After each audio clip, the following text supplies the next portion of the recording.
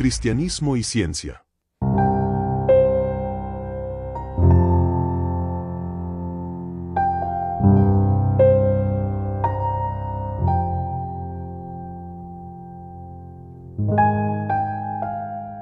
La semana pasada tuve una repentina revelación. Durante más de 20 años había pensado que estaba trabajando de alguna manera en la evolución. Una mañana me desperté y me di cuenta de que había estado trabajando en esto durante 20 años, y no había ni una sola cosa que supiera sobre ello. Es bastante impactante darse cuenta de que uno puede haber sido engañado durante tanto tiempo. He intentado hacer esta pregunta a varias personas y grupos de personas. ¿Puede usted decirme algo que sepa sobre la evolución, aunque sea una sola cosa pero que sea verdadera? Hice esa pregunta al personal de geología del Museo Phil de Historia Natural, y la única respuesta que obtuve fue silencio durante mucho tiempo. También lo planteé a los miembros de un seminario de morfología evolutiva en la Universidad de Chicago, un grupo muy prestigioso de evolucionistas, y todo lo que obtuve fue silencio durante mucho tiempo, hasta que finalmente una persona dijo: "Yo sí sé una cosa, no debería enseñarse en la secundaria". Colin Patterson.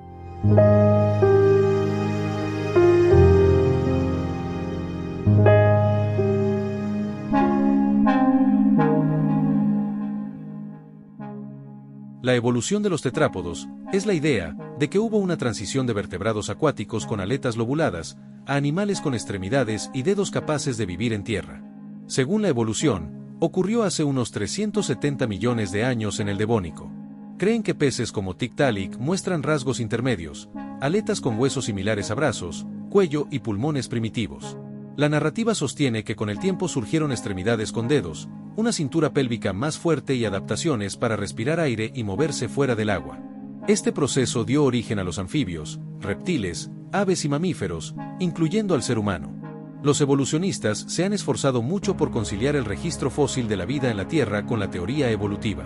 La transición propuesta entre los fósiles de Coelacanto, Eusthenopteron, Panderichthys, Tiktaalik, Acantostega y Helichiostega, cuya reconstrucción realizada por este señor llamado Per Eichberg, y que veremos más adelante, requiere la modificación de características que no son visibles en estos fósiles. Dicha transición implicaría innumerables cambios anatómicos. Entre las principales transiciones necesarias, pero que no están presentes en ningún fósil, se encuentran: transición a una caja torácica a partir de los osteícteos, peces óseos, junto con las costillas bicéfalas de los tetrápodos anfibios, desarrollo del tubérculo y el capítulo las costillas, y la parapófisis y la diapófisis en las vértebras. Transición de la caja torácica en forma de barril de Helichiostega a una que está congestionada y se superpone mucho. Migración de la cintura escapular de los osteícteos a la de los ictiostégidos.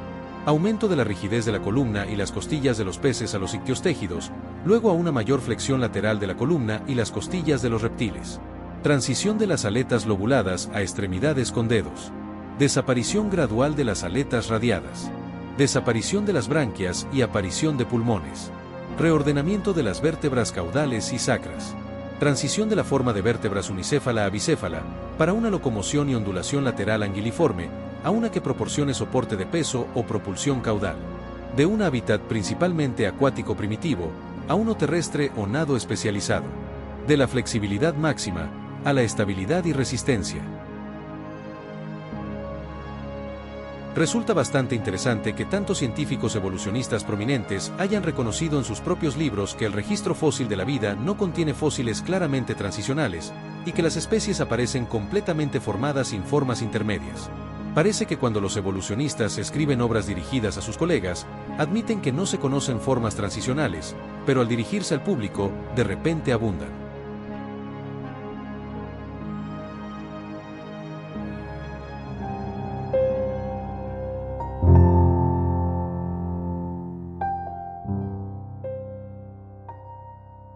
Lo cierto es que, como todo paleontólogo sabe, la mayoría de las nuevas especies aparecen en el registro fósil, súbitamente, y sin estar precedidas por alguna gradual y continua transición o secuencia conocida.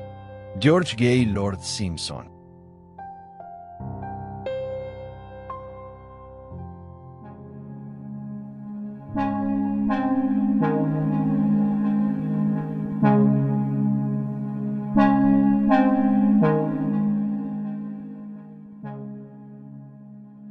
El Eustenopteron fue un pez completamente acuático. Aunque la narrativa evolucionista lo considera un pariente cercano de los primeros animales terrestres, en realidad no juega ningún papel directo en la supuesta transición a los tetrápodos, al menos no en su anatomía. Las características anatómicas del Eustenopteron las encontramos hoy en día en los dipnoos, tales como las aletas lobuladas con musculatura interna y huesos internos en las aletas. Y sin embargo, a nadie se le ocurriría decir que los humanos evolucionaron de los dipnoos. Otro ejemplo es el celacanto. Se creía extinto. Cuando aparecieron los primeros fósiles del pez celacanto, se dijo que tenían más de 400 millones de años de antigüedad y que se había extinguido hace aproximadamente unos 150 millones de años. Pero no solo eso, los fósiles del celacanto, al igual que todos los demás fósiles, tuvieron una fuerte interpretación evolutiva. En aquel entonces se dijo que tenía un pulmón primitivo, un sistema digestivo y circulatorio dispuesto a funcionar sobre la Tierra, e incluso un mecanismo primitivo para caminar. Este estudio dice: nuestros resultados demuestran la presencia de un pulmón potencialmente funcional y bien desarrollado en el embrión de celacanto más antiguo conocido, y su crecimiento se detuvo en etapas ontogenéticas posteriores, cuando el pulmón es claramente vestigial. El celacanto fue aceptado como una forma transitoria genuina que probaba la transición evolutiva del agua a la tierra. Sin embargo, en diciembre de 1938, se hizo un descubrimiento muy interesante en el Océano Índico. Resulta que un celacanto vivo fue atrapado y la conmoción que provocó este descubrimiento en la comunidad evolucionista fue enorme. Posteriormente, cientos de celacantos se han atrapado y muchos más se han visto, así que estos peces derrumbaron totalmente los escenarios imaginarios que los evolucionistas habían inventado. Lo que tenía en realidad era una bolsa lípida, una membrana plasmática donde se encuentran enriquecidos el colesterol y otras proteínas de la membrana, y donde se realizan un gran número de funciones celulares. En cuanto al pulmón vestigial, dicen que está lleno de tejido graso. Dicen que el pulmón está reducido y sin estructuras respiratorias funcionales. Un órgano vestigial es una estructura anatómica o rasgo genético que ha perdido su función o se ha atrofiado a lo largo de la supuesta evolución de una especie. Actúan como sobras o pruebas evolutivas de un ancestro común, indicando que el rasgo era útil antes, pero ya no es necesario. Entonces, según esta línea de razonamiento, el celacanto tiene un pulmón vestigial y aletas lobuladas, y refuerza la ridícula idea que son un primo cercano de los tetrápodos. Según ellos, esto demuestra que los pulmones no son una exclusividad de la Tierra, sino una característica que ya existía en peces antiguos antes de que la vida colonizara el suelo firme. Esta interpretación es muy ambigua. La evolución necesita nuevas estructuras anatómicas por extensión de las ya existentes, que produzcan nuevos planes corporales y desarrolle una nueva configuración y organización biomecánica. Estamos hablando de puntos de anclaje muscular y distribución de cargas, mediante una continuidad estructural desde una procariota del precámbrico. Un pulmón vestigial no prueba que el celacanto provenga de algo que no era un celacanto. Lo que prueba es que el celacanto se ha degradado, ha perdido información, y a eso se le conoce como entropía genética. En el celacanto no ha aparecido una novedad evolutiva con incrementos verticales anatómicos. La pregunta es, ¿por qué el celacanto tiene un pulmón vestigial? Hubo celacantos que ahora están extintos con respiración dual, es decir, tenían branquias para extraer oxígeno del agua y pulmones funcionales para respirar aire atmosférico. Sí, eso es biológicamente posible y de hecho ocurre en varios peces actuales. Uno de los autores de aquel estudio que vimos anteriormente, Paulo Brito, le dijo a la revista Life Science: en los celacantos fósiles, estas placas que rodean el pulmón probablemente tenían una función en la regulación del volumen pulmonar, desplazándose unas sobre otras para adaptarse a los cambios volumétricos. En resumen, los celacantos fósiles vivían frecuentemente en aguas poco profundas, ríos o lagos donde los niveles de oxígeno podían ser bajos. En esos entornos, tener un pulmón era una ventaja crítica para sobrevivir tragando aire de la superficie cuando el agua no era suficiente para sus branquias. Entonces sí, hay celacantos fósiles con pulmones bien desarrollados, y esa evidencia es una de las razones por las que muchos investigadores interpretan el pulmón del celacanto moderno como un órgano reducido. En este estudio se demuestra que en varios celacantos fósiles se han encontrado placas calcificadas asociadas al pulmón, las cuales son estructuras rígidas dentro de la pared del pulmón, organizadas como segmentos superpuestos, y visibles tanto en fósiles como en el celacanto actual. En los fósiles, esas placas sugieren que el pulmón era más grande y funcional. Así que el celacanto originalmente estaba tan bien equipado que podía respirar de dos formas diferentes. Pero en la actualidad, está tan atrofiado, ha perdido tanta información, y se ha degenerado biológicamente tanto, que ya no es apto para vivir en aguas poco profundas. La selección natural no produce nada nuevo, solo selecciona lo que ya existe. El Eustenopteron era 100% acuático. A diferencia de lo que sugieren algunas reconstrucciones artísticas, el Eustenopteron era un pez estrictamente pelágico, de aguas abiertas. No hay evidencia de que pudiera sostener su peso fuera del agua o que sus aletas tuvieran la articulación necesaria para caminar. Aunque posee huesos que evolucionistas llaman húmero, radio y cúbito, estos estaban incrustados profundamente en la carne de la aleta y servían para nadar, no para soportar carga. La similitud estructural se ve como un diseño común para la propulsión, no como un antepasado directo de las patas. En el registro fósil, este pez aparece con todas sus características plenamente formadas. No se encuentran fósiles que muestren la evolución lenta de sus aletas a partir de aletas de peces más sencillos. El celacanto también posee aletas pectorales y pélvicas carnosas con un soporte óseo interno.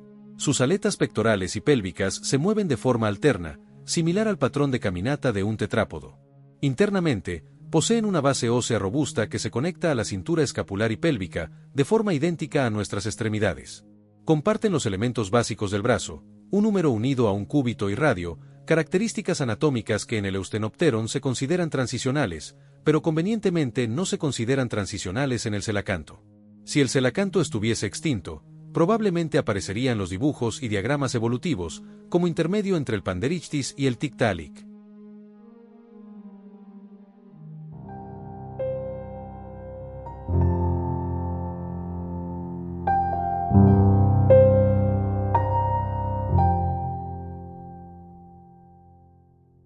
La extrema rareza de las formas transicionales en el registro fósil persiste como el secreto profesional de la paleontología. Los árboles evolutivos que adornan nuestros libros de texto tienen datos solo en las puntas y en los nodos de sus ramas. El resto es inferencia, por razonable que sea, no es evidencia fósil. Stephen J. Gould.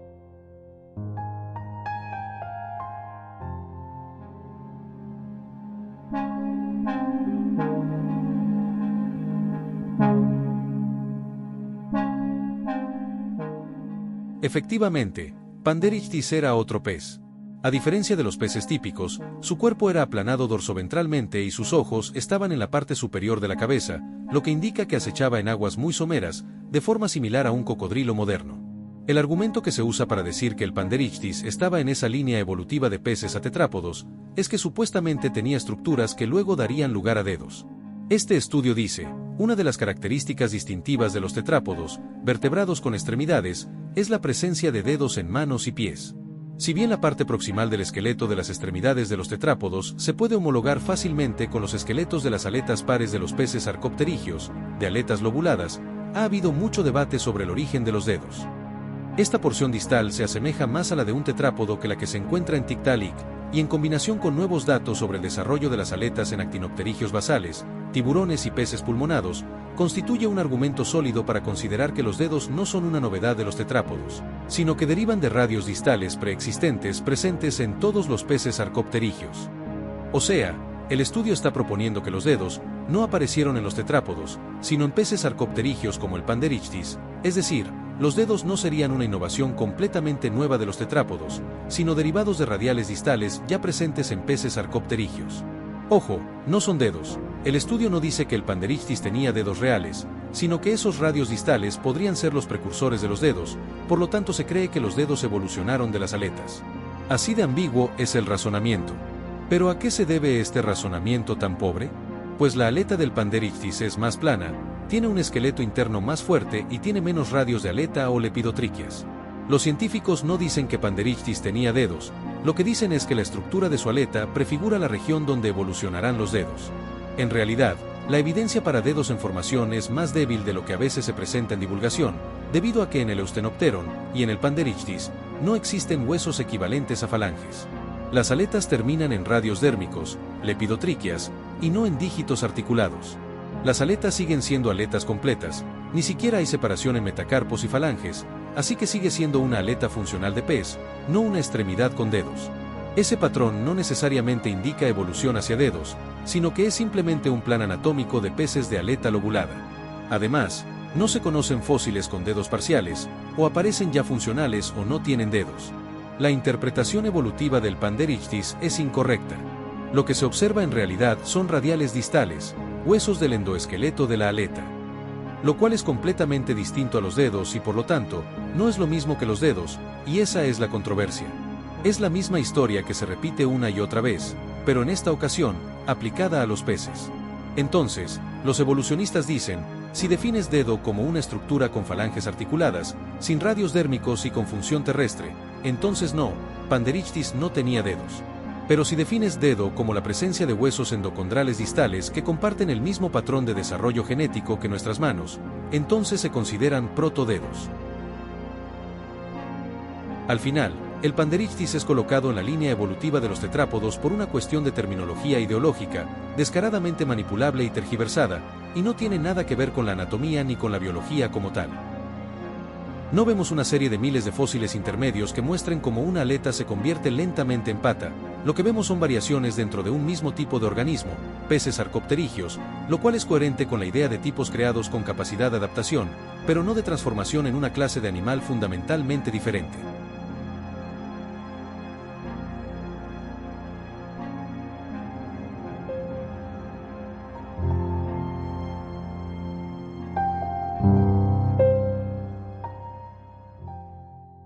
A partir de los hallazgos paleobiológicos disponibles, no es posible ni siquiera hacer una caricatura, un vago esbozo, de la evolución. El material fósil es ahora tan completo que la falta de series transicionales no puede atribuirse a la escasez del material. Heribert Nilsson.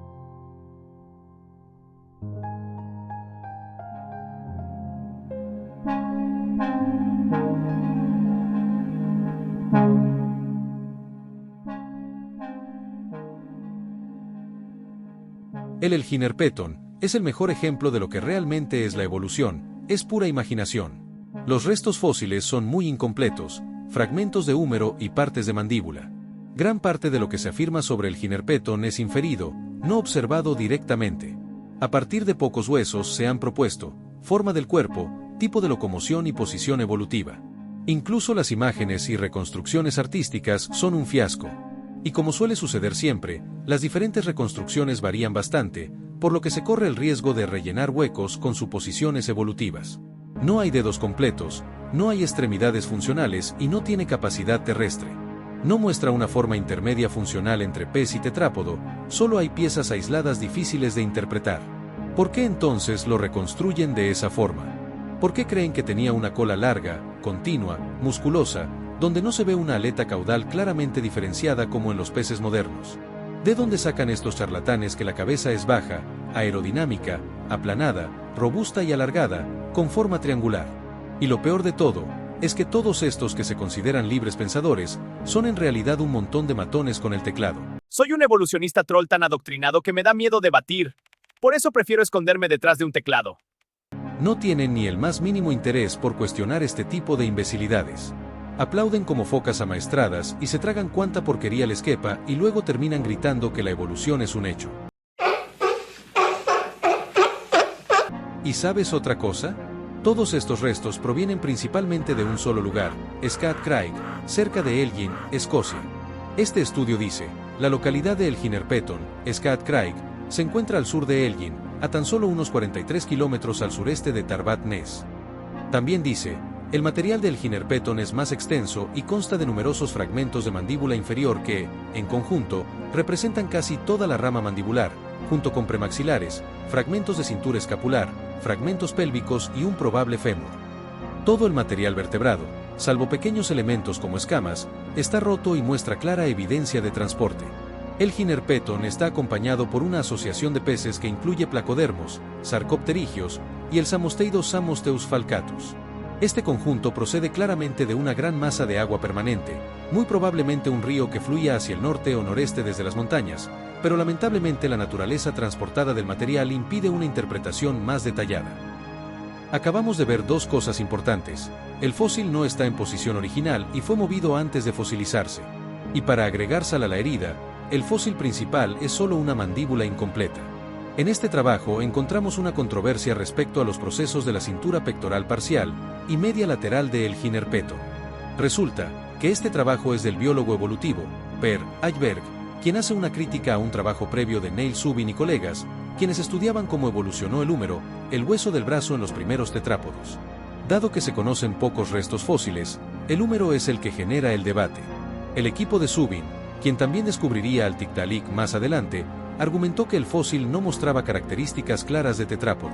Es decir, según ellos, el hueso era demasiado primitivo y no tenía rasgos típicos del brazo de tetrápodos. Por lo tanto, cuestionaban que fuera una evidencia temprana de extremidades.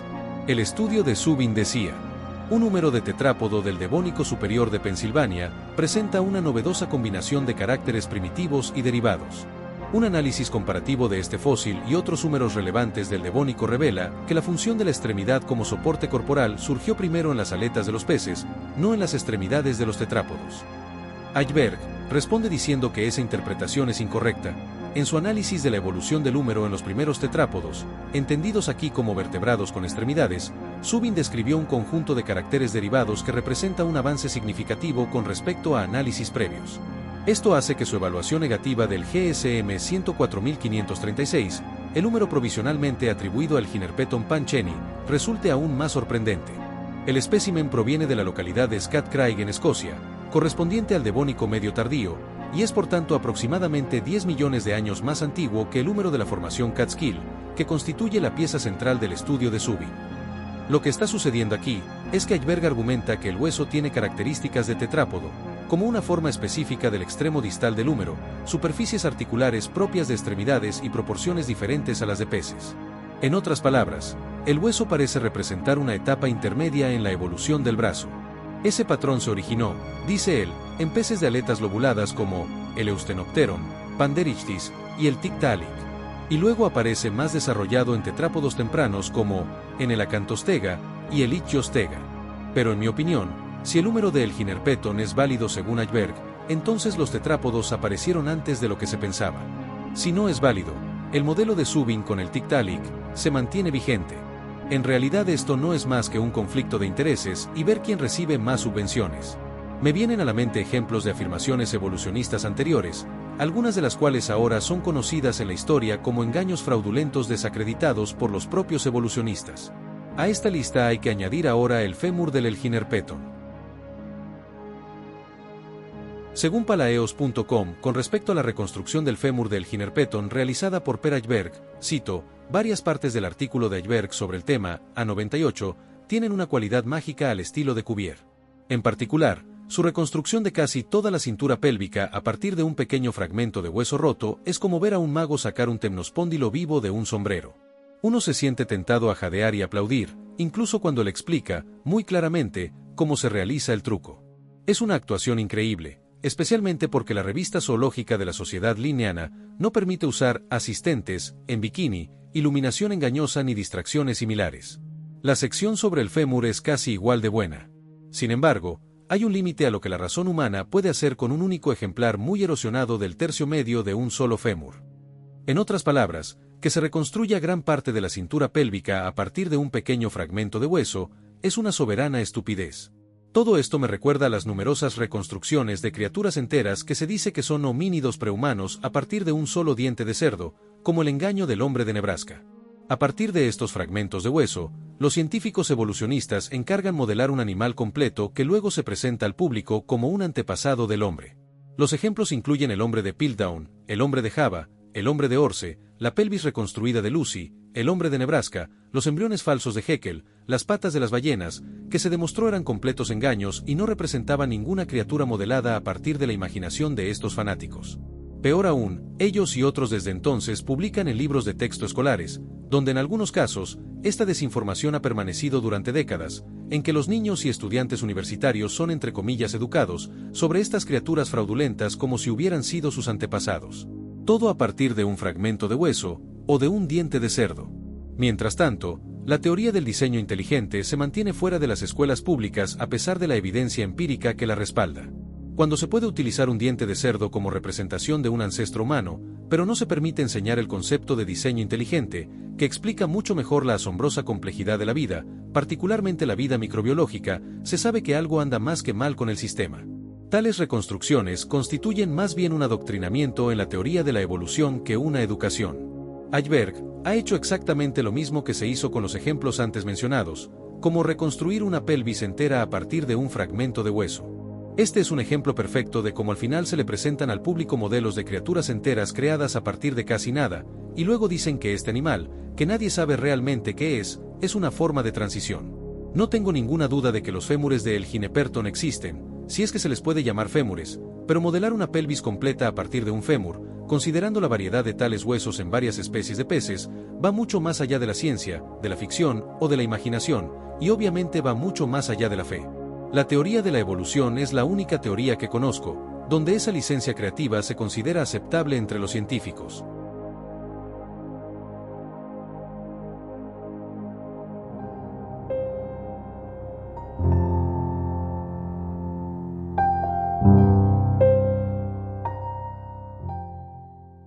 Ahora estamos unos 120 años después de Darwin, y el conocimiento del registro fósil se ha ampliado enormemente. Irónicamente, tenemos incluso menos ejemplos de transiciones evolutivas que en la época de Darwin. David R. Raup.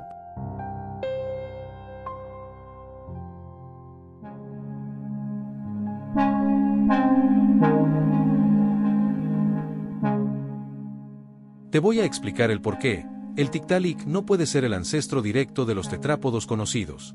Y uno de los problemas más citados surgió después del descubrimiento de huellas fósiles de tetrápodos en Polonia. Estas huellas tienen supuestamente 395 millones de años, y el Tiktaalik tiene una antigüedad aproximada de 375 millones de años según la evolución. Esto significa que animales con dedos ya existían antes de Tiktaalik. Por lo tanto, es obvio que el Tiktaalik no es el ancestro de los tetrápodos. Si los animales de 4 patas existieron 18 millones de años antes, entonces Tiktaalik no puede ser el fósil de transición que se ha afirmado que es. Luego, los fósiles muestran huesos distales en la aleta, pero la idea de que funcionaban como una muñeca primitiva es una interpretación biomecánica, la mal llamada muñeca es una interpretación funcional. Los dibujos y reconstrucciones lo muestran con dedos y caminando en tierra firme muchas veces, cuando lo que realmente tenía eran aletas. No puedes caminar en tierra firme con aletas y tener ese tamaño y peso. Por ejemplo, la cintura escapular, si se la pudiera llamar así a un pez de aletas lobulares, en el Tiktaalik era dérmica, o sea, conectada a la espina por los tejidos blandos solamente y no endocondral, es decir, no estaba conectada a la espina por el cartílago y el tendón, y esto significa que el Tiktaalik fue incapaz de soportar su propio peso fuera del agua, y sin embargo, se afirma muchas veces que fue capaz de salir del agua. No hay dedos, los huesos que ves ahí, son todavía parte de una aleta. Por eso algunos investigadores prefieren describirlos simplemente como una aleta compleja. Muy conveniente. ¿Qué muestran realmente los fósiles? Los fósiles de Tiktaalik preservan la aleta pectoral con elementos de húmero, radio, cúbito y varios huesos distales, al igual que el celacanto y el eustenopteron. Pero el celacanto y el eustenopteron tienen aletas como el Tiktaalik y son 100% peces. En otras palabras, la aleta del Tiktaalik todavía tiene radios dérmicos de aleta, típicos de peces, es decir, sigue siendo una aleta de pez. Algunos paleontólogos dicen que los huesos distales de la aleta se articulan de manera similar a los huesos de la muñeca de tetrápodos y que podrían permitir flexión entre antebrazo y aleta. Por eso usan la expresión, muñeca primitiva. Otros investigadores prefieren usar una descripción más neutral y dicen simplemente, que es una aleta de pez con un esqueleto interno complejo. La razón es que no hay dedos y los radios de aleta siguen presentes. Además, la estructura sigue siendo funcionalmente una aleta. ¿Por qué existe este sesgo? En la teoría evolutiva, muchas estructuras se interpretan mediante homología, comparación con otros animales. Y dependiendo del énfasis del investigador, la estructura puede describirse como un precursor de una muñeca o simplemente una aleta con articulaciones avanzadas. Todos los científicos están viendo los mismos huesos fósiles. La diferencia está en cómo interpretan su función y su relación con las extremidades de tetrápodos, bajo la teoría de la evolución. Por ejemplo, aquí, la Universidad de Chicago dice, las herramientas de imagen permitieron a los investigadores construir modelos digitales en 3D de toda la aleta del pez Tiktaalik rosée y sus parientes en el registro fósil por primera vez. Luego pudieron usar estos modelos para inferir cómo funcionaban y cambiaban las aletas a medida que evolucionaban hasta convertirse en extremidades. O sea, estos paleontólogos evolucionistas ven que el Tiktaalik tiene aletas, ¿Y lo que están haciendo es especular sobre cómo esa aleta se convirtió en una pata? Debes estar bromeando.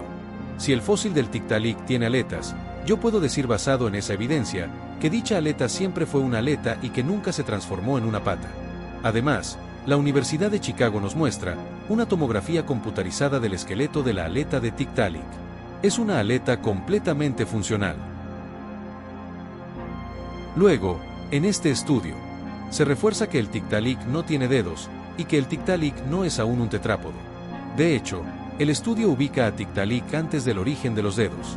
Además, el estudio ni siquiera intenta explicar la evolución de las falanges a partir de los radios de la aleta, sino cómo cambió la aleta antes de que aparecieran los dedos.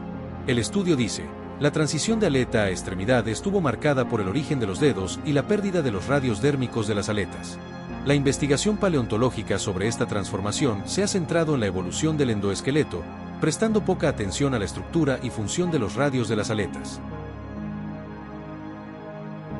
Los actuales dipnoi, también conocidos como peces pulmonados, tienen aletas muy reducidas, tipo filamento y pocos radios visibles. El Coelacanth latimeria tiene radios menos en abanico que en peces típicos. Las anguilas muestran una reducción general de estructuras de aleta. Pero en ninguno de ellos las aletas se están convirtiendo en patas. Nadie pensaría que un ser humano de pequeña estatura o un pigmeo sea evidencia de que los seres humanos se están transformando en una forma de vida no humana y reducida. Ese sería un argumento demasiado pobre.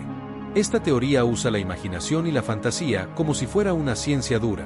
Es increíble que estos científicos tengan en sus manos el fósil de un pez con todo y aletas, y luego se les ocurra publicar un estudio sobre cómo evolucionaron en animales terrestres de 4 patas. Es inaudito. El Tiktaalik no muestra varios cambios importantes que caracterizan a los tetrápodos. Por ejemplo, además de que no tiene dedos, tampoco tiene pelvis conectada a la columna como en los tetrápodos, y no tiene vértebra sacra funcional, ni siquiera sabemos cómo era la cola. En cambio, lo que sí sabemos es que la pelvis de Tiktaalik funciona como la de un pez y no como la de un tetrápodo. Muchos cambios clave no aparecen en este fósil. No sabemos exactamente cómo se movía. Se ha sugerido que Tiktaalik podría apoyarse en el fondo capaz de desplazarse en aguas poco profundas. No existe evidencia directa de tal locomoción.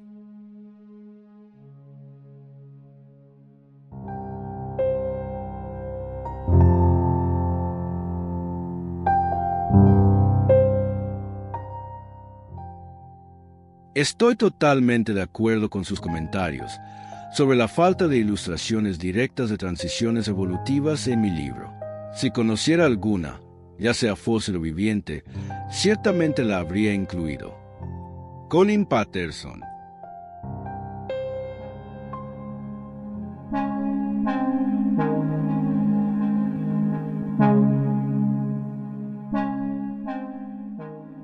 El acantostega es un tetrápodo, no un pez.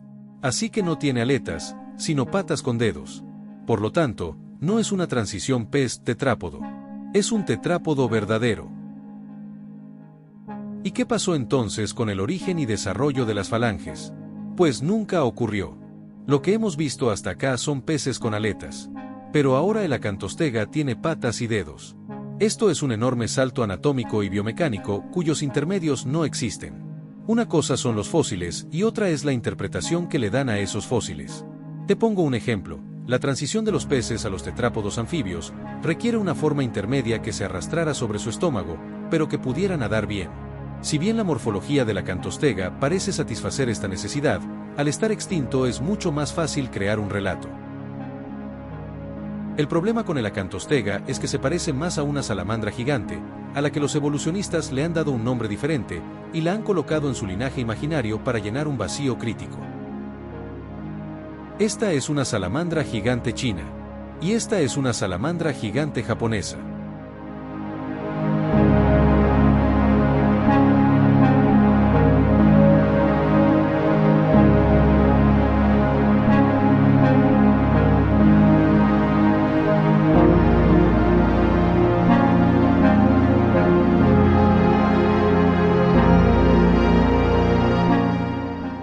Un dato importante es que la acantostega tenía branquias internas, incluye arcos branquiales óseos y lámina posbranquial en el borde anterior de la cintura escapular.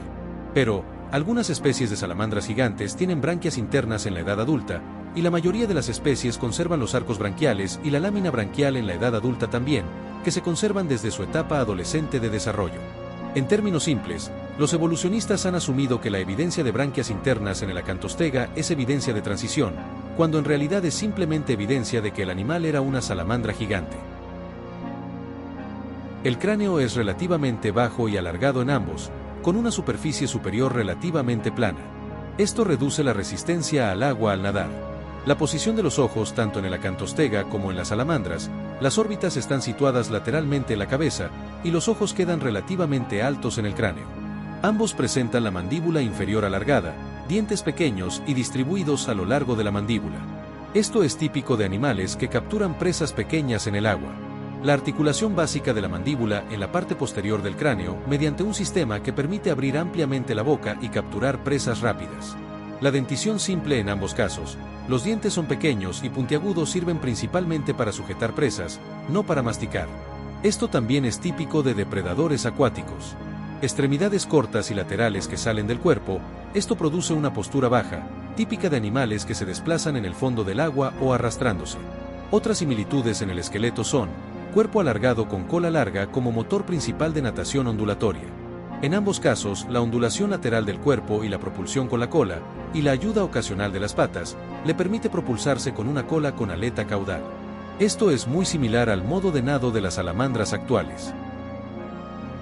La verdadera diferencia entre las salamandras gigantes modernas y el acantostega es el número de dígitos.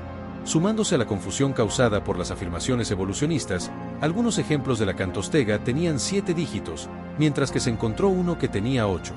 En cambio, las salamandras gigantes existentes tienen 4 o 5 dependiendo de la variedad. Parece que la plasticidad fenotípica es la explicación de por qué tanto las salamandras gigantes como la acantostega, que en mi opinión es en sí misma una salamandra gigante, pueden poseer números diferentes de dígitos en una sola especie. La anatomía de la acantostega, incluida su forma general, el hecho de que tenga huesos y la forma del cráneo, extremidades y patas idénticas a las salamandras gigantes, demuestra que la acantostega era una salamandra, y no una forma de transición de ninguna manera. Uno debe preguntarse cómo un paleontólogo puede examinar los fósiles de lo que se denomina acantostega y no darse cuenta de que está ante una salamandra gigante. Saber cómo piensan y operan los evolucionistas permite comprender por qué deberían ser conscientes de las extraordinarias similitudes entre las salamandras gigantes y el acantostega, y presentarlas como si fueran formas de transición entre peces y tetrápodos anfibios. Incluso dentro de las salamandras gigantes, como las variedades japonesa y china, existen diferencias bastante notables. Ictiostega, sin embargo, es una criatura extinta de un tipo bien documentado por fósiles que era algo único debido a sus costillas anchas y planas. En este estudio llamado Ciclo de vida del tetrápodo basal acantostega, revelado mediante microtomografía de sincrotrón, dice: la transición de pez a tetrápodo fue posiblemente la serie de cambios adaptativos más radicales en la historia evolutiva de los vertebrados. Se están acumulando datos rápidamente para la mayoría de los aspectos de estos eventos 1-5, pero las historias de vida de los primeros tetrápodos siguen siendo completamente desconocidas, lo que deja una gran laguna en nuestra comprensión de estos organismos como animales vivos. Cuando el estudio dice que hay una gran laguna en el registro fósil de los tetrápodos tempranos, se refiere a un problema específico del registro paleontológico del Devónico tardío y el Carbonífero temprano, el periodo en que aparecieron los primeros vertebrados con patas según la evolución. Me llama mucho la atención con la contradicción, cuando dice que se están acumulando datos rápidamente, pero al mismo tiempo, los primeros tetrápodos siguen siendo completamente desconocidos. También dice, sin embargo, el registro fósil de los tetrápodos del Devónico, dominado por especímenes raros e incompletos que frecuentemente provienen de localidades poco definidas, como laderas de pedregal, hasta ahora prácticamente no ha proporcionado datos sobre su ciclo de vida. Esto quiere decir que hay muy pocos fósiles completos. Los tetrápodos más antiguos conocidos están representados por muy pocos esqueletos relativamente completos. Entre los más importantes están el acantostega e ictiostega. Muchos otros restos de ese periodo son fragmentos de hueso, cráneos incompletos y partes aisladas del esqueleto. Esto limita mucho lo que se puede reconstruir sobre su biología, y eso incluye información sobre etapas de vida, y falta de datos sobre comportamiento y ecología, ya que los fósiles no muestran directamente cómo nadaban, cómo caminaban, cómo se reproducían, ni cuánto vivían. Las consecuencias de esta laguna debido a esta escasez de fósiles es que muchos aspectos de la transición pez-tetrápodo siguen siendo inciertos, y por esa razón, nuevas interpretaciones aparecen cuando se descubren nuevos fósiles. En resumen, la Gran Laguna significa que hay muy pocos fósiles completos de los primeros tetrápodos, ya que existen intervalos de millones de años con escasos fósiles, y muchos restos conocidos pertenecen solo a ciertas etapas de vida, y esto dificulta reconstruir con precisión su biología. Por lo tanto, en la imaginación de los científicos evolucionistas, debe existir un modelo viable mediante el cual se pueda demostrar que las criaturas en su jerarquía de linaje representan la historia anatómica real, a pesar de las grandes diferencias entre el número propuesto para los peces con aletas lobuladas y el sistema dérmico. Presentar animales que son tetrápodos anfibios con apariencia de pez encaja perfectamente con los evolucionistas. De esto, la salamandra gigante es un buen culpable que los evolucionistas utilizan para promover la especiación. Mientras puedan dar a una variedad extinta de una especie existente un nombre taxonómico de su elección, podrán llenar otro vacío en la historia de la evolución. En verdad, si la evolución hubiera sido la explicación de la variedad de formas de vida, los ejemplos transicionales superarían ampliamente a los ejemplos completamente formados en una proporción de miles de millones a uno, tanto a lo largo de la historia de la vida en la Tierra como entre las especies actuales. Aún así, Richard Dawkins ha declarado públicamente que no deberíamos esperar ver hoy ejemplos vivos de formas transicionales, una declaración que ejemplifica el absurdo y la hegemonía de la propaganda evolucionista. Sin embargo, los fósiles no muestran tal transición, y no existen tales formas de transición vivas en la actualidad. Por sí solo, este hecho destruye la teoría de la evolución, ya sea por el gradualismo o el equilibrio puntuado. Así como las grandes diferencias entre el número de huesos del hocico de los peces con aletas lobuladas varían considerablemente, el número de estos huesos también varía entre los tetrápodos anfibios. No existe ninguna relación aparente entre estos animales en relación con los otros. No vemos que se produzca una transición evolutiva cuando los examinamos. Como ocurre con innumerables ejemplos de animales que viven hoy en día, la similitud no es evidencia de evolución.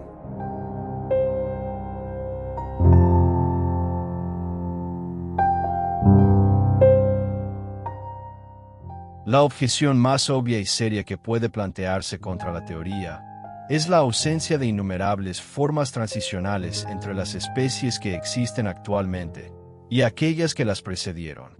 Charles Darwin.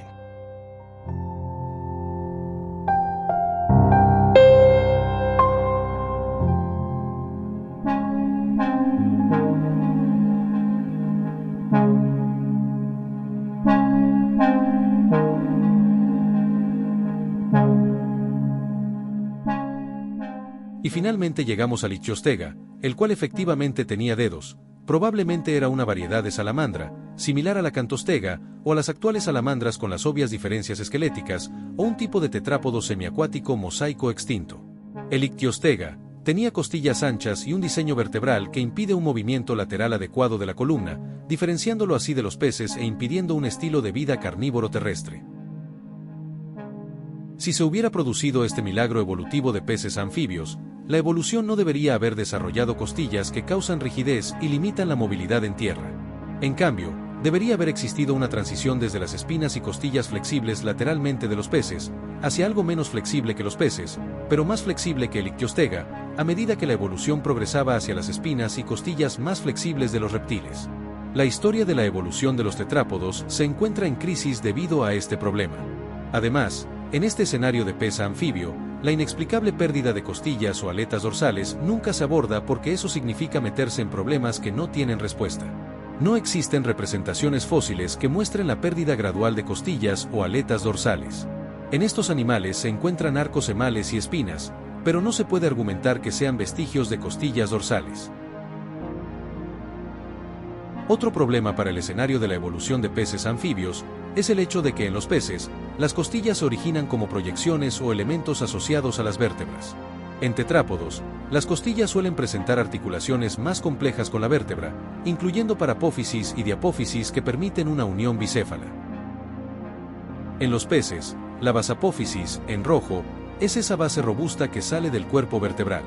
La costilla es sencilla, unicapital, y se articula solo en ese punto. En los tetrápodos, la parapófisis, en rosado, recibe la cabeza inferior o ventral de la costilla o capitulum. La diapófisis, en azul, recibe la cabeza superior o dorsal, tuberculum. Esta suele estar en una posición más elevada, en el arco neural. Esta configuración de doble anclaje o bicéfala, dos cabezas, que los peces no tienen, es la que permite que el tórax de los animales terrestres sea mucho más rígido para soportar la gravedad. Y cada costilla tiene dos puntos de unión, capitulum para apófisis y tubérculo diapófisis. Luego, si las aletas dorsales se perdieron debido a la evolución, los procesos basales habrían desaparecido o migrado dorsalmente y se habrían convertido en apéndices óseos para proteger las vértebras. Sin embargo, los vertebrados ya poseen estos apéndices y troncos basales. Por lo tanto, los procesos basales no podrían haber migrado de dorsal a ventral para convertirse en diapófisis en previsión de las costillas bicéfalas, ni habría habido incentivo para ello, ya que los apéndices óseos ya estarían presentes y las costillas no tendrían tubérculos o capítulos esperando su unión. Dado que los animales considerados como los tetrápodos más antiguos tienen costillas bicéfalas, es absurdo suponer que en los peces los procesos basales hubiesen desarrollado para apófisis y diapófisis. Si bien existen peces con costillas únicamente ventrales, estas se unen a los procesos basales y carecen de parapófisis o diapófisis. La transición hipotética desde los procesos basales y el desarrollo concomitante de tubérculo y capítulo en las costillas, además de la parapófisis y diapófisis en las vértebras, presenta una explicación imposible de la evolución de la columna vertebral, ya que requiere la migración de los procesos basales dorsales hacia la parte inferior de las vértebras para su unión a las costillas, las cuales presumiblemente evolucionarían para poseer tubérculo y capítulo en previsión de las parapófisis y la diapófisis. Los científicos evolucionistas propondrían que dicha migración es el resultado del paso de un animal del agua a la tierra, pero esto no es posible, ya que las costillas se volverían disfuncionales si desarrollaran tubérculo y capítulo sin la presencia previa de parapófisis y diapófisis. La transición de un diseño a otro requiere que durante esta transformación, las vértebras o las costillas se vuelvan disfuncionales. Además, en la evolución hipotética hacia costillas con mayor capacidad de carga, no existe ningún escenario en el que el desarrollo de costillas bicéfalas, parapófisis y diapófisis se produzca en respuesta a una mayor fuerza aplicada a los procesos basales. Todos los vertebrados presentan vértebras completamente desarrolladas, y no se conocen estructuras intermedias, ni se ha demostrado cómo podría producirse tal cambio. Las costillas de Ictiostega, por ejemplo, muestran cualidades significativas de soporte de peso debido a su anchura y grosor, y porque presentan características terrestres con tubérculo y capítulo. Sin embargo, Panderictis y Eustenopteron, por ejemplo, tienen muñones basales únicos, al igual que todos los peces. Y sí, lamentablemente para la evolución, el Ictiostega tiene costillas bicéfalas. Este estudio dice: proximalmente, las dos porciones juntas forman un eje robusto. La porción en forma de varilla termina en una cabeza ligeramente expandida con el capitulum y la porción laminar con el tubérculo. El extremo proximal, anterior, del hueso está expandido y presenta, además de las áreas articulares del tubérculo y del capitulum, dos surcos que conducen a pequeños forámenes. ¿Qué es lo que están diciendo estos estudios? Bueno, las dos citas describen explícitamente el capitulum y tubérculum como partes anatómicas reales de la costilla y sus superficies articulares. Eso significa que tiene superficies articulares asociadas a ambos. Efectivamente, el Ictiostega tiene costillas bicéfalas. En los peces, incluyendo ejemplos considerados intermedios como los que hemos visto anteriormente, tales como el Eustenopteron, Panderictis y Tiktaalik, no hay costillas bicéfalas. Esto demuestra que la transición propuesta de peces a tetrápodos anfibios no está respaldada por fósiles, ya que no existen intermedios que muestren la evolución de las costillas bicéfalas. Sin una movilidad lateral mucho mejor, los anfibios se ven relegados a un estilo de vida predominantemente acuático. Para tales criaturas, sería desventajoso aventurarse más allá de unos pocos metros del agua para cazar como estilo de vida habitual, ya que su rigidez lateral limitaría la movilidad y dificultaría la caza en tierra, convirtiéndolas en presas más fáciles. Según Jennifer Clack, una hipotética forma de transición entre peces y anfibios podría exhibir dos posibles métodos de locomoción. Podría tener una marcha de engullimiento lateral como los reptiles, que mueven ambas extremidades de un lado a otro, o podría haber movido sus extremidades delanteras juntas y sus extremidades traseras juntas, en una locomoción similar a la de una oruga. Este es el método de locomoción que Per Eichberg propuso para Ictiostega para rescatarlo como una forma de transición debido a su rigidez lateral.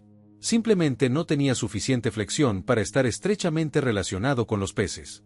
Se parecía demasiado a cualquier reptil actual como para encajar en el escenario evolutivo. Había que hacer algo para resolver este problema. Los principales problemas con la idea de que el Ictiostega representa la transición de peces a tetrápodos anfibios radican en su estructura esquelética, que no le proporcionaba mucha flexión lateral, y en el hecho de que su forma corporal es completamente reptiliana, a pesar de tener aletas radiadas caudales.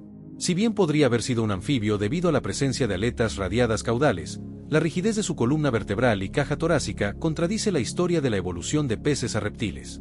Al proponer una solución, Ajberg declaró en una entrevista con Life Science: por un lado, podría haber caminado con el cuerpo rígido y las extremidades moviéndose en una secuencia diagonal alternada, delantera izquierda y trasera derecha y trasera izquierda. Las extremidades delanteras eran robustas, con los codos flexionados, y probablemente podían levantar la parte delantera del cuerpo del suelo, pero las traseras eran más parecidas a aletas, por lo que la región pélvica probablemente rozaba el suelo. Además, llegamos a la interpretación funcional general reuniendo nuestras interpretaciones funcionales de las diferentes partes del esqueleto, extremidades anteriores, extremidades posteriores, columna vertebral, etc., e intentando averiguar cómo podían tener sentido todas ellas en un mismo animal, dijo Ajberg. ¡Qué suposición tan extraña! Creer que una criatura caminaba con tal discapacidad, cuando su anatomía es claramente la de un animal con extremidades dotadas de enormes y fuertes patas, y todo porque su columna vertebral y costillas eran demasiado rígidas para ser una forma de transición. Por lo tanto, Ajberg le impuso al animal una forma de movilidad escandalosamente torpe e ineficiente, distinta a la de cualquier criatura de homología similar y a la de cualquier criatura que viva hoy en día. ¿Por qué un animal como el Ichthyostega habría evolucionado para tener un cuerpo tan grueso y pesado que se arrastraría sobre su vientre para vivir en tierra, dado que la necesidad de una mejor movilidad supuestamente ejercería presión para desarrollar menos masa corporal en la parte inferior del cuerpo para la locomoción terrestre? Esto contradice el proceso evolutivo propuesto. Desarrollar un método de locomoción similar al de una oruga y una masa corporal gruesa y robusta sería contraproducente para un animal que evolucionaría para caminar sobre tierra, especialmente porque los supuestos ancestros del Ichthyostega se representan con mucha menos masa corporal. Otros animales que viven hoy en día tienen homologías prácticamente idénticas a las del Ichthyostega, pero no tienen tanta masa corporal ni necesitan arrastrar la parte inferior del cuerpo por tierra, ni se mueven como una oruga. Si se dice que Ichthyostega tiene extremidades capaces de sostenerlo en tierra, ¿por qué se desplazaría arrastrando la parte inferior del cuerpo por el suelo? Los defensores de la teoría de la evolución deben recurrir a escenarios imaginativos extravagantes, e incluso a reconstrucciones fósiles completamente absurdas para crear las formas de transición que el registro fósil no proporciona. Una primera reconstrucción del Ichthyostega fue hecha por Harvick en 1955. Pero Ajberg, en este estudio del 2005 que se llama El esqueleto axial del tetrápodo devónico Ichthyostega, dijo: aquí mostramos una nueva reconstrucción de Ichthyostega basada en una extensa reevaluación del material original y complementada con especímenes recolectados recientemente. Nuestra reconstrucción difiere sustancialmente de las publicadas anteriormente y revela una regionalización de la columna vertebral que hasta ahora no había sido reconocida. Ajberg y sus colegas hicieron algunos cambios en esta reconstrucción de Harvick, principalmente en la caja torácica, el cuello y la región de los hombros. Luego experimentaron con esta reconstrucción para averiguar cómo podría haberse movido el animal. Ojo, recuerden, Ajberg dijo: llegamos a la interpretación funcional general reuniendo nuestras interpretaciones funcionales de las diferentes partes del esqueleto, extremidades anteriores, extremidades posteriores, columna vertebral, etc., e intentando averiguar cómo podían tener sentido todas ellas en un mismo animal. ¿Acaso debemos creer que Ichthyostega difiere tanto de estos tetrápodos que sus costillas están agrupadas y se superponen notablemente, a diferencia de todos los tetrápodos conocidos? ¿Nos están presentando información científica o una licencia artística? Dado que la extraña y fantasiosa creación de Ajberg se aleja tanto de todos los tetrápodos conocidos, no se trata de una reconstrucción, sino de un animal que él mismo ha creado a partir de los huesos de Ichthyostega, el cual, en su imaginación, podría utilizarse para llenar los vacíos en la evolución de los peces a los anfibios. Reconstrucción no es rediseño. Una cosa es la ciencia, y otra muy distinta la licencia artística desmedida y extravagante. Ajberg afirma claramente que su reconstrucción se creó para que el fósil se ajustara a su interpretación funcional. Debemos preguntarnos, ¿es ciencia aplicar la interpretación a la reconstrucción de un animal cuya disposición ósea está bien documentada por numerosos ejemplos?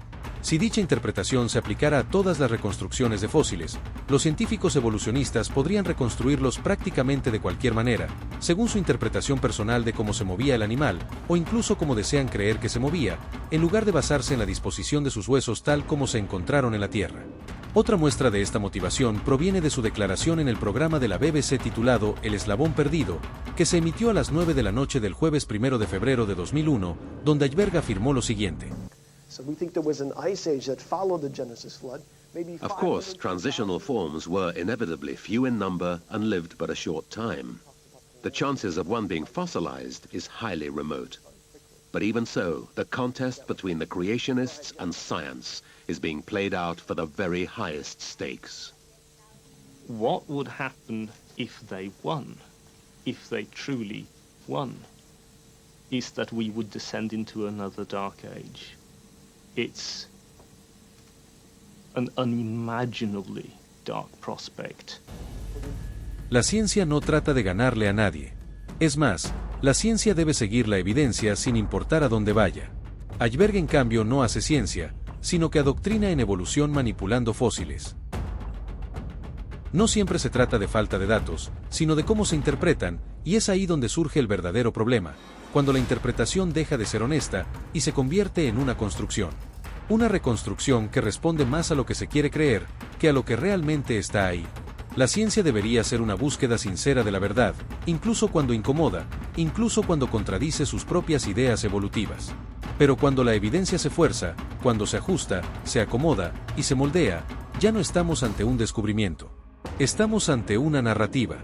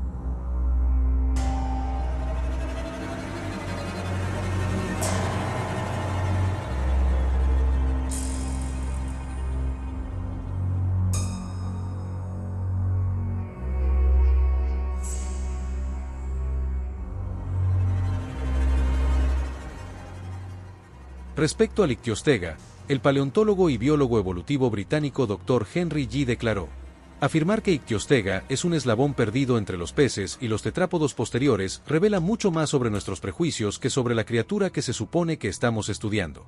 Demuestra hasta qué punto imponemos una visión restringida de la realidad basada en nuestra propia experiencia limitada, cuando la realidad puede ser más amplia, más extraña y más diferente de lo que podemos imaginar.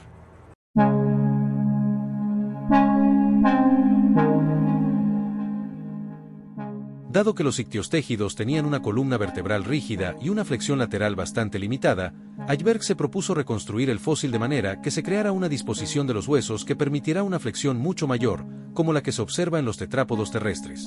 Para lograrlo, Ajberg regionalizó la columna vertebral para crear la apariencia de una transición mediante una asociación más estrecha con los peces de aletas lobuladas. Entonces, Ajberg especula que la reconstrucción del equipo difiere de todas las reconstrucciones del animal publicadas anteriormente. A diferencia de otras reconstrucciones, las vértebras que componen la columna vertebral en la representación de Ajberg están regionalizadas, tienen diferentes formas en diferentes partes de la columna. Por lo tanto, diferentes partes de la columna vertebral se flexionaban de diferentes maneras. La verdad es que Ictiostega tuvo tal flexión solo después de la reconstrucción de Ajberg, que reorganizó las ubicaciones de las vértebras con respecto a lo que se conoce de muchos ejemplos, y cómo estos huesos se han descubierto en sus ubicaciones en la Tierra. Lo que Ajberg ha hecho es crear una nueva columna vertebral para promover la apariencia de transición al darle al animal una mayor flexión. Esta desviación es, por decirlo menos, absurda.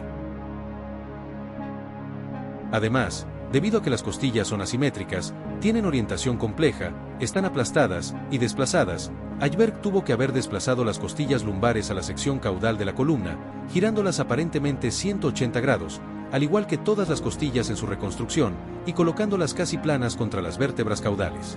Una disposición tan absurda de las costillas no existe en ningún animal, ni vivo ni fósil. Esto representa una grave tergiversación de la criatura real. No existe un solo tetrápodo anfibio, vivo o fósil, que se ajuste a una disposición ni remotamente parecida a la imaginativa reconstrucción de Ajberg. Si este tipo de desprecio por lo que se sabe de las criaturas fósiles se aplicara a todo el registro fósil de la vida en la Tierra, los científicos evolucionistas podrían crear criaturas completamente nuevas de formas totalmente desconocidas. Mientras el público no sepa cómo se han reordenado los huesos, seguirá sin saberlo. Tales reconstrucciones van más allá de la mera licencia creativa, lo cual es inaceptable en sí mismo, y entran en el terreno de la hegemonía y la pseudociencia. Es una táctica común de los evolucionistas presentar al público general percepciones basadas vagamente en suposiciones y especulaciones. Sin embargo, lo que Hjberg ha hecho es llevar esta libertad, otorgada por un público desinformado y la falta de críticas de sus colegas, hasta más allá del ámbito científico. Lo que se puede discernir fácilmente de las 3 reconstrucciones de Ictiostega es una transición en la reconstrucción, y no un animal que represente una forma de transición. Así, los evolucionistas hacen lo que siempre han hecho, y lo que Hjberg ha hecho tanto con Ictiostega como con fémures u otros tetrápodos. Ha transformado fósiles a partir de huesos para crear un animal imaginario que se ajuste a su creencia de que la evolución debe mostrar la transición de un tipo a otro. Clark ha hecho algo igual de vil en su propia reconstrucción. Ha girado las patas traseras del animal hacia atrás para presentar a Ictiostega como incapaz de caminar, tal como lo han hecho los evolucionistas con Pakicetus y Ambulocetus para hacer que la evolución de las ballenas parezca más plausible. Así entendemos la inverosímil afirmación de Hjberg de que el Ictiostega se movía en tierra como una oruga, arrastrándose con sus patas delanteras, lo cual es completamente absurdo. Incluso los caimanes y cocodrilos modernos, que tienen patas de forma y proporción muy similares, son capaces de caminar en tierra con sus 4 patas y no se mueven como una oruga. Por otra parte, los huesos en sus cabezas. Lo absurdo de asumir a los animales propuestos como transicionales entre peces y tetrápodos se ve en las grandes diferencias que existen entre el número de huesos en el hocico y los huesos del techo de los peces con aletas lobuladas y los de los tetrápodos anfibios. Difícilmente podría decirse que existe suficiente similitud entre ellos como para presuponer una transición. Por si esto fuera poco, el mismo problema existe con el supuesto alargamiento de los frontales, acortamiento de los mismos y luego alargamiento nuevamente. Las diferencias son tan grandes que suponer lo contrario es menos plausible que creer que la complejidad sube y baja repetidamente de más a menos y nuevamente a más en el proceso de evolución de una sola línea de criaturas vivientes. Esto es especialmente cierto cuando se comparan las grandes diferencias en el número y ubicación de huesos entre los osteictios y Panderictis, y las diferencias entre Panderictis e Ictiostega. La diferencia existe porque se hacen comparaciones entre tetrápodos anfibios como el Acantostega y el Ictiostega, y peces con aletas lobuladas como el Eustenopteron, Panderictis y Tiktaalik. Imagina un automóvil que adquiere más piezas, luego las pierde, y luego las vuelve a ganar camino a convertirse en un camión. No existe tal cosa como una especie completamente formada en la mente del evolucionista. Cada ejemplo de cualquier especie se describe por necesidad como un pariente cercano de diferentes especies, y si está extinta pues mejor, eso ayuda a la narrativa, ya que así pueden fantasear diciendo que se extienden a través de las brechas entre diferentes familias de homología relativamente similar.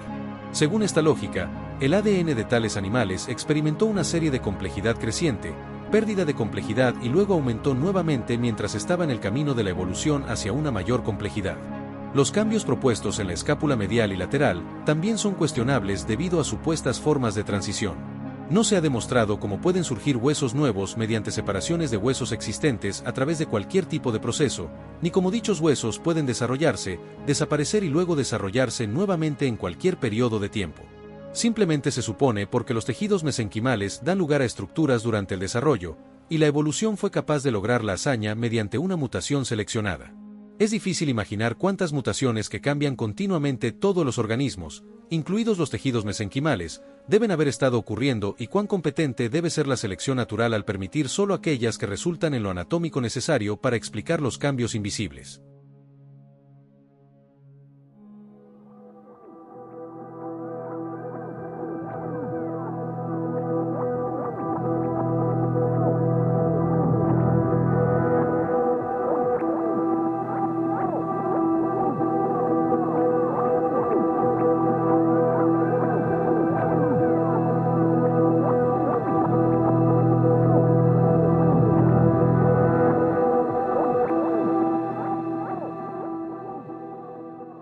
También es difícil imaginar por qué los estudios genéticos no observan este aluvión de mutaciones y cambios importantes. La evolución siempre ocurre cuando no estás mirando. Aún así, Esto es precisamente lo que proponen los científicos evolucionistas con el equilibrio puntuado en gran medida porque el gradualismo no está respaldado por el registro fósil. Que los huesos que existen en muchas especies actuales se separaron y se convirtieron en nuevos huesos individuales, es una estupidez enorme que ha provocado todo tipo de conclusiones apresuradas. Los resultados de tales suposiciones han dado lugar también a otro mito, como la supuesta evolución de las ballenas, refutada por el hecho de que el isquion de las ballenas no tiene nada que ver con la locomoción, sino que funciona como soporte para los órganos reproductivos. En este tema sobre la supuesta evolución de los tetrápodos, el principal problema es la desinformación. Por ejemplo, esta página llamada La Sopa de Oparín dice: una de las evidencias más sorprendentes de la capacidad ancestral para formar extremidades proviene de experimentos genéticos que inducen elaboraciones esqueléticas similares a extremidades en el pez cebra, un pez de aletas radiadas. La activación de dominios de expresión génica específicos de extremidades, como OST13, SHH y FGF8, puede dar lugar a proyecciones distales estructuralmente parecidas a los dedos. Estos hallazgos refuerzan la idea de que los circuitos genéticos responsables del desarrollo de las extremidades ya estaban presentes en el ancestro común de los peces óseos, listos para ser cooptados y elaborados evolutivamente. Eso es desinformación pura.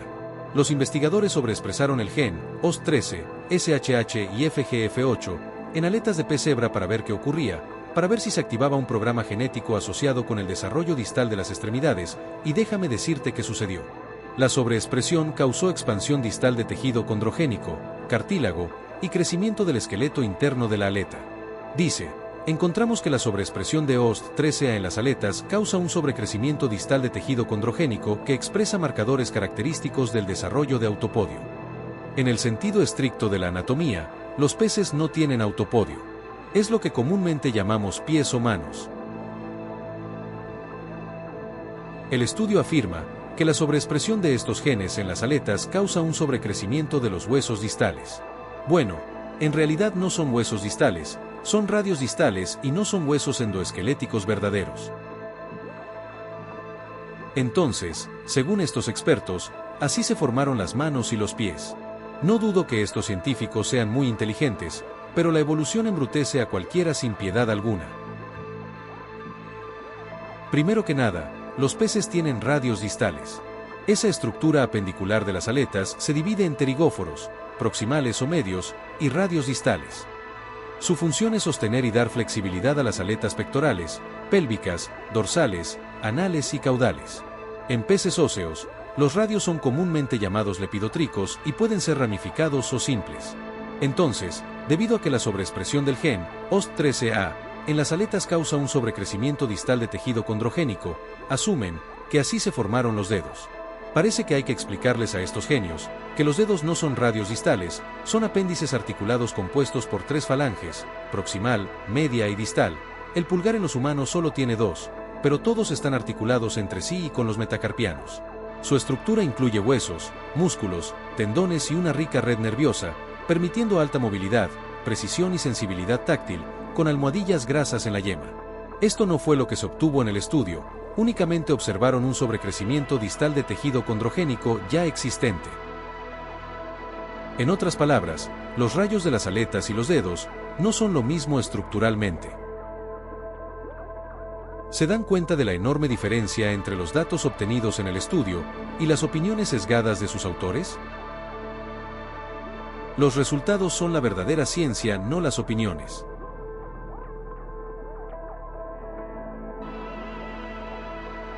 Las interpretaciones evolutivas sobre dichos resultados no son ciencia. La interpretación correcta sería que los radios distales pueden crecer un poco más de lo normal, pero eso es todo. En el experimento solamente se observó crecimiento de cartílago distal y proyecciones simples del esqueleto interno. Pero no se observaron falanges, ni articulaciones, ni una nueva organización anatómica. Cualquier otra cosa que reclame un evolucionista es pura imaginación. De hecho, el estudio en ninguna parte dice que haya aparecido dígitos articulados, no se observaron falanges, no se formó una mano o un pie, ni siquiera de manera incompleta, solo eran crecimientos cartilaginosos simples inducidos experimentalmente. Luego, el resultado depende de una manipulación genética artificial extrema. El fenotipo se produjo mediante sobreexpresión experimental de un gen del desarrollo. Esto significa que el gen se activó en niveles mucho mayores que los naturales, en tiempos o regiones donde normalmente no se expresa. Muchos biólogos de desarrollo señalan que esto puede producir crecimientos anómalos y malformaciones del desarrollo. Por lo tanto, el experimento muestra que puede ocurrir cuando se altera la red genética, pero no demuestra cómo ocurrió en la vida real. Además, falta gran parte del programa genético necesario para formar dedos. El desarrollo de los dedos en vertebrados depende de una red genética compleja, no solo de OS13. Incluye genes y redes reguladoras del autopodio. En el experimento solo se manipuló OS13A, no se recreó toda la arquitectura genética que produce dedos. Por eso el resultado fue crecimiento distal de cartílago, pero no una estructura digital completa. Como si fuera poco, los experimentos genéticos muestran que las mutaciones en estos genes producen malformaciones en las aletas. Por ejemplo, este estudio dice, en el pez cebra, las mutaciones en los genes OX13 en los clústeres relacionados con OXA y OXD dan como resultado una morfología anormal de las aletas pectorales, homólogas a las extremidades anteriores. Además, la aleta crece menos, queda cortada y pierde desarrollo distal. Justamente la parte posterior de la aleta, el análogo al autopodio los tetrápodos, es la parte más afectada. Estos son los cambios reales, observables, falsables, contrastables y empíricos, en el patrón, tamaño y forma de las aletas. Son degenerativos, no evolutivos. El estudio también dice, aquí, generamos mutantes con varias combinaciones de eliminaciones de clústeres OXA-A, OXA-B y OSDA y analizamos el desarrollo de las aletas pectorales. En ellos, el disco endoesquelético y el pliegue de la aleta se acortan significativamente en las aletas pectorales en desarrollo. Además, demostramos que esta anomalía se debe a defectos en el crecimiento de la aleta pectoral tras la formación del esbozo apendicular. Este tipo de estudios demuestran exactamente lo contrario de lo que necesita la evolución. Las mutaciones, la sobreexpresión y la duplicación de estos genes sí producen cambios en las aletas, pero las atrofian y las deforman. No producen nuevas estructuras anatómicas por extensión de las ya existentes. En resumen, los evolucionistas intentan crear un mosaico de estos fósiles que muchas veces son fragmentarios. Las conjeturas que construyen de estos fósiles se basan en mosaicos que luego ponen en un orden subjetivo, en lugar de explicar el origen y desarrollo de sus estructuras. Este argumento evolucionista sobre los mosaicos es demasiado ambiguo. El Eustenopteron y el Panderichthys eran 100% peces, pero debido a que se cree que el Panderichthys tenía una columna más flexible, entonces es el sucesor del Eustenopteron. Ese argumento es mediocre porque en la actualidad hay peces con columnas más o menos flexibles. Luego, el Tiktaalik tiene cuello, pero no permiten que los creacionistas tengan acceso directo al fósil para verificar si la movilidad es tan amplia como se afirma en los medios dominantes. Si un investigador se presenta con el respaldo de una organización como Answers in Genesis, o ICR, los curadores de los museos ponen todo tipo de objeciones. El miedo de los evolucionistas es que el acceso sea para buscar fallos o incluso refutar afirmaciones evolutivas. Eso me recuerda al hombre de Piltdown, que estuvo en una vitrina por 40 años sin que nadie lo pudiera tocar y mucho menos analizar. Ahora bien, este es un punto importante. Ningún pez tiene cuello, pero debido a que el Tiktaalik era un pez y supuestamente tenía esa estructura, entonces se considera una especie mosaico y en transición. Por ello es que se hace tanto énfasis en que el Tiktaalik también tenía patas. Solo imagínese, un pez con patas y cuello. Pero bueno, tal y como vimos anteriormente, el Tiktaalik no tenía patas. Tenía aletas bien formadas. En relación con el cuello, resulta que los peces acorazados como el Dunkleosteus, que se supone vivió hace 370 millones de años, también tenía cuello, y no es considerado una forma de transición. El Dunkleosteus tenía una armadura que cubría la cabeza y parte del tórax, con una articulación que a menudo se describe como un cuello blindado, facilitando el movimiento de su enorme mandíbula. Podría decirse que el Dunkleosteus era más evolucionado que los peces modernos. En fin, el supuesto cuello del Tiktaalik fue para empezar a caminar, dicen los evolucionistas, pero en el Dunkleosteus, el cuello se considera un callejón sin salida evolutivo, pues no era para caminar sino para comer. ¿Se dan cuenta cómo una estructura puede ser considerada evolutiva y la otra no? Hay un montón de especies mosaico vivas. El ornitorrinco es el rey del mosaico. Tiene rasgos de ave y reptil, tiene pico de pato, pone huevos y tiene cloaca, tiene un solo orificio para todo. Tiene también rasgos de mamífero, tiene pelo y produce leche, aunque no tiene pezones, la suda. Tiene también rasgos venenosos, espolones con venenos similares a los de algunas serpientes. ¿Se imaginan que el ornitorrinco estuviese extinto y solo tuviésemos sus fósiles? ¿Qué inventarían los evolucionistas? El celacanto, el fósil viviente. Tiene aletas lobuladas, con huesos y músculos, que se mueven en una secuencia similar a la de un animal que camina. Por esa razón también se consideró una especie en transición, hasta que apareció viva en 1938. El hoatzin es un ave con garras del Amazonas. Tiene un rasgo reptiliano. Los polluelos tienen garras funcionales en las alas para trepar por los árboles antes de aprender a volar. En cuanto a la digestión, su sistema digestivo es más parecido al de una vaca por su fermentación bacteriana, no se parece al de un ave común. El saltarín del fango, Muskeeper. Es un pez que parece burlarse de la frontera agua-tierra. Tiene rasgos terrestres, ya que pasa la mayor parte del tiempo fuera del agua, respira a través de la piel, como los anfibios, y sus aletas pectorales son tan fuertes que le permiten caminar y saltar en el lodo. Tiene ojos saltones en la parte superior de la cabeza, como un cocodrilo o el tiktaalik. El dipnoo es otro pez pulmonado, además de branquias. Puede sobrevivir años enterrado en el lodo seco, respirando aire atmosférico hasta que regresan las lluvias. La babosa esmeralda, Elysia chlorotica, es conocido por ser capaz de realizar fotosíntesis, no es exclusivo de las plantas. Esto es esencial. ¿Cuántas especies mosaicos se han extinguido y hoy se interpretan como evidencia de evolución? Los evolucionistas dicen que el acantostega y el ichthyostega tenían escamas, pero no en todo su cuerpo. Si fueran realmente transicionales, veríamos una pérdida gradual y uniforme de las escamas en todo el cuerpo, en lugar de parches funcionales específicos, como tener escamas abajo pero no arriba. Habría que cuestionar si las reconstrucciones de la piel son exactas, debido a que los evolucionistas a menudo rellenan los huecos con piel de anfibio para forzar la apariencia de una transición, cuando la evidencia fósil de escamas apunta a una naturaleza más pisiforme. Las escamas no son exclusivas de los peces, también los reptiles como las serpientes, lagartos e iguanas, cocodrilos y caimanes, y tortugas poseen escamas. Mamíferos como el pangolín tiene también escamas. Las aves tienen escamas en las patas y los insectos como las mariposas y polillas tienen escamas en las alas. Además, han existido anfibios similares a salamandras con estructuras escamosas, aunque las salamandras modernas se caracterizan por su piel suave, húmeda y sin escamas. El ejemplo más notable son los albanerpetóntidos, un grupo extinto de anfibios que vivieron según la evolución hace millones de años. Así que una forma de transición no es simplemente un mosaico compuesto por una variedad de rasgos típicos de diferentes formas de vida. Por lo tanto, en el contexto de esta revisión, un fósil que presenta un mosaico de rasgos supuestamente propios de peces y tetrápodos, incluso si su interpretación es válida, no se considera por sí solo una forma de transición. Una salamandra gigante moderna no es tampoco una forma de transición de peces a anfibios.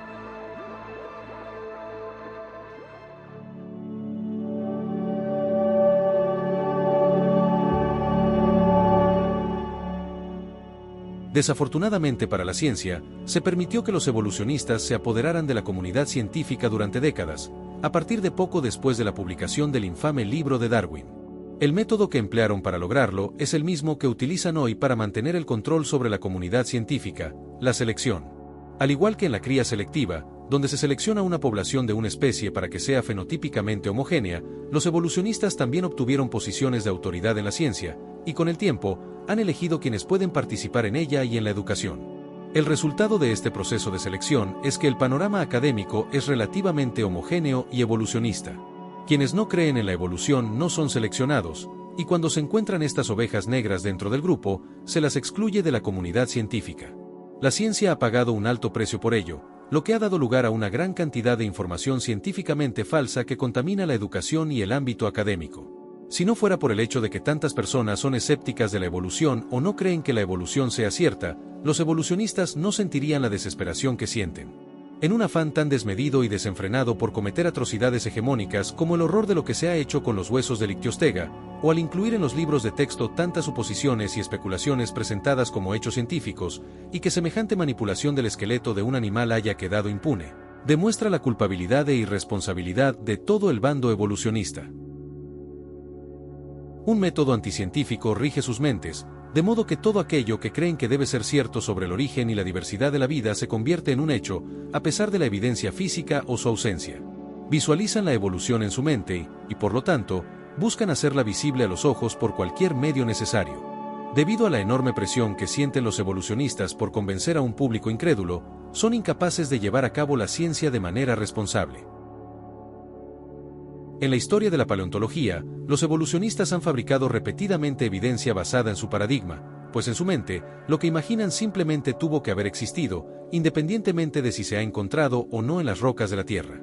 La reconstrucción falaz de Rhodocetus, realizada bajo la dirección de Philipp Gingerich, es un claro ejemplo de cómo los evolucionistas crean organismos con características que no poseen con el propósito de adoctrinar a los incrédulos. Cuando se encontraron fósiles más completos de Rhodocetus, se descubrió que el animal no poseía el espiráculo ni la aleta caudal que Gingerich incluyó en su reconstrucción. Lo mismo sucedió cuando encontraron fragmentos de un cráneo y asumieron que pertenecía a una criatura acuática, reconstruyéndola como tal en la revista Science en relación con la evolución de las ballenas, y así se publicó. Revisado por pares. Años después encontraron fósiles más completos y se dieron cuenta de que pertenecía a un animal terrestre extinto de 4 patas similar a un lobo. En el caso del Ichthyostega, sin embargo, existe abundante material fósil que representa todos los huesos del animal. No falta nada. Ajberg no necesitaba atribuirle a la criatura características desconocidas para su anatomía, y de hecho no habría podido hacerlo, sino que reorganizó sus huesos para darle una morfología tan grotescamente distinta a la que poseía, que el resultado podría considerarse un animal diferente. El intento de Ajberg de resolver la ausencia de formas de transición en la secuencia de peces anfibios fue incluso más creativo que el intento de Gingerich de resolver la ausencia de transiciones en la evolución de un animal parecido al perro, a una ballena. Ichthyostega es simplemente una criatura extinta similar, pero también algo diferente, de otros animales extintos con homología similar. Es un anfibio con una columna bicéfala y una caja torácica rígida. Este taxón de anfibios ya no existe en forma viva, todos están extintos.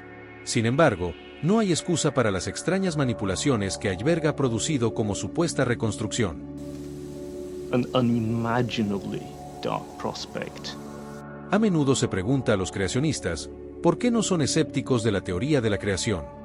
Sin embargo, considerando la abrumadora evidencia de la creación, la ausencia de evidencia de la evolución y el historial de engaños y reconstrucciones imaginativas por parte de los evolucionistas, una pregunta más pertinente para los discípulos de Darwin sería, ¿por qué no eres escéptico ante la teoría de la evolución?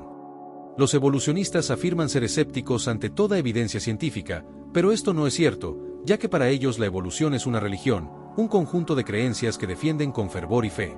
Mientras el naturalismo sea el fundamento de esa fe, el evolucionista se siente justificado para presentar argumentos a favor de la evolución por cualquier medio, incluso si son especulativos o directamente falaces.